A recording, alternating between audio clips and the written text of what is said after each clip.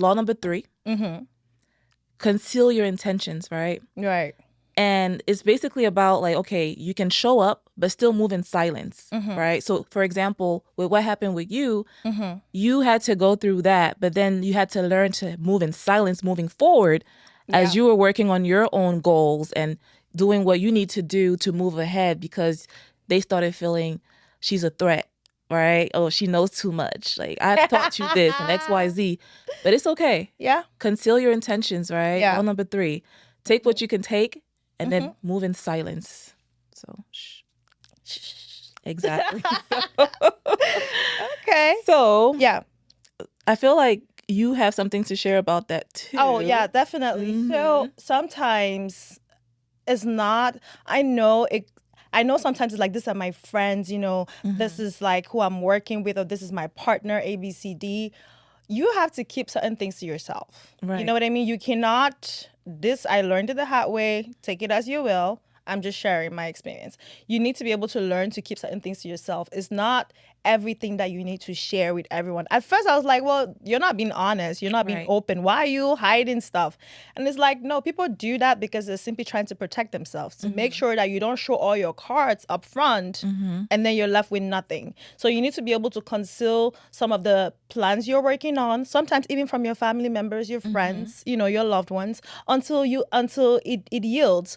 I remember we had an episode once with a guest and he said, a dream is very fragile. If you share it to the wrong person, they can completely shatter it. Yeah, I think that was NJ. Yes, it was. Yeah. So sometimes that was our first guest, by the way. Yeah, ever. Shout out. Okay, so sometimes you don't want to just share everything with everyone. Talk to a few people, but like you said, move in silence. It's not every time posting, I'm doing this, I'm doing that, because then you start getting naysayers. You start second guessing yourself. And then now you're doubting. So for me, that's what, I took. So even though it might look like nothing is moving, that's what I'm going to say. Right? Yeah, okay. Yeah. So, you'll see the end goal. Exactly. And when you see the end goal, don't think I got there overnight. I've been working. Let your success speak louder than your words. Amen. Yes. I hope you guys are clocking it. Because this is tea. Okay. So for me per se, I would say when I went back to school, I shared this with a couple of close friends, and a few were like, why would you want to go back to school? You already got your bachelor's in, communication with a minor in marketing. You're already doing business. Like, you have stuff already going on, you right? remember the interview where someone... Yes. We were there together and he was like, what is the point of school? Like, you already got it. People care about the knowledge. Yeah, come work for me, right? Because you're a marketing major. You have a marketing background. You're wasting money in marketing. School. You can work with me, XYZ, I'll pay you.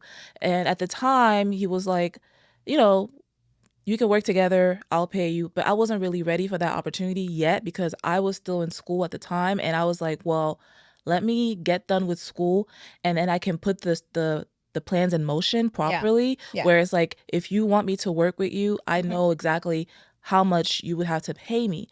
Because for now, I don't want to say, oh yes, because you're offering me money, I'll throw whatever I'm doing on the side. I'll stop with school and my exams and like capstone or thesis, whatever.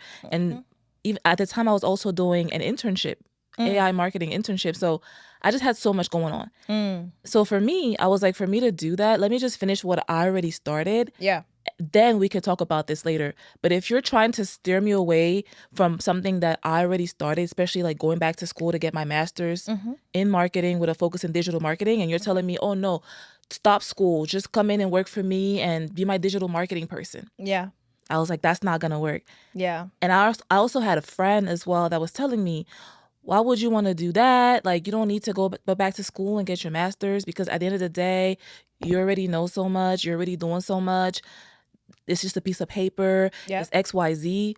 But to be honest with you, even as a business broker, one of my mentors told me, certain rooms that you go to, you meet high-level people, and they will not even talk to you if you don't have an MBA, if you don't have a master's degree, especially when you get to the point where you're talking about getting into mergers and acquisitions, private equity, things of that nature, and you're a business broker, business advisor, business consultant, whatever.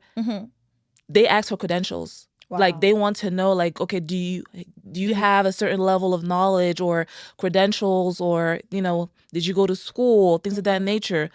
So sometimes it's not even just about getting the degree or whatever the case may be, but it's also to be able to have credentials to present when you go to certain rooms where they start to question you before they want to deal with you on certain deals where it involves million dollars of Yeah. worth of deals. Yeah. You want someone that knows what they're doing, that's an expert. Because you might lose the deal because another person has more credentials than you and has a better resume, and they're like, well, I don't really think I can trust you with my business or with my money. So yeah, so sometimes, that's when I graduated, people were kind of surprised because I did it quickly. I took a lot of courses. I sacrificed a lot. I cut down a lot of things. I even paused a lot of my activities, and I lost a lot of revenue because a lot of things that I used to do for my business, I said, okay, right now we're not taking in new clients. Right now we're not doing this because I want to finish school, and then I'm going to think about a way to relaunch more effectively. So now I'm done. I got my master's in marketing with a focus in digital marketing, and I'm really happy because that's done. And my parents actually pushed me out a lot. My dad first. I wasn't really taking it too seriously when he was talking about it. Then my mom, when she got on me, and I was like, oh man, I gotta do this to my mom. That's So good. yeah. But now I moved in silence. I got it done. Yeah. And that chapter is closed, Yeah. So now I'm Beautiful. happy. Now you achieved it. Exactly. On to the next. On to the next. So that's why moving in silence is key, because people will try to discourage you, especially if people give up on their own ambitions. They don't believe in school. They don't believe in, getting certifications. They don't believe in this and that because maybe they can't do it. So they project on you. You know what I mean? Sometimes people will project their failures on you because they couldn't do it. They couldn't complete whatever they started. They feel like, okay, that thing, you don't need it. It's hard. Scratch that, continue doing what you're doing. Limitations, right? Meanwhile, you have bigger goals, but they don't really see the bigger vision. True. They don't really understand, what are you trying to do? Why are you trying to go do this and do that? But you know the doors that you're trying to get in. You know the plans you have.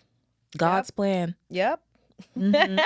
So I would say, a key takeaway, honestly, is if you're working on something right now, if you got something going on, please, and if you cherish it, keep it to your heart. Don't share it with just anybody, especially people that are negative, people that are naysayers. You don't want to share it with them because they will discourage you. Yeah. You know what I mean? So...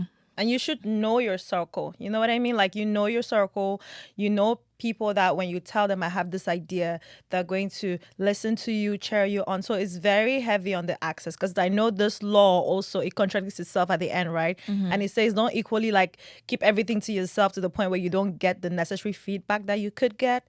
So sometimes you want to allow people to know so you can get feedback. You want to learn from others, but still very heavy on the access. Who do you give access to your information? Make sure you're moving in silence. Not everyone needs to be in your business when you're not solid on it yet. Not everyone needs to be part of the decision making in your life. Exactly. Yeah. So I totally agree with you. All right. So we have another law we want to talk about, right? Yep. And this is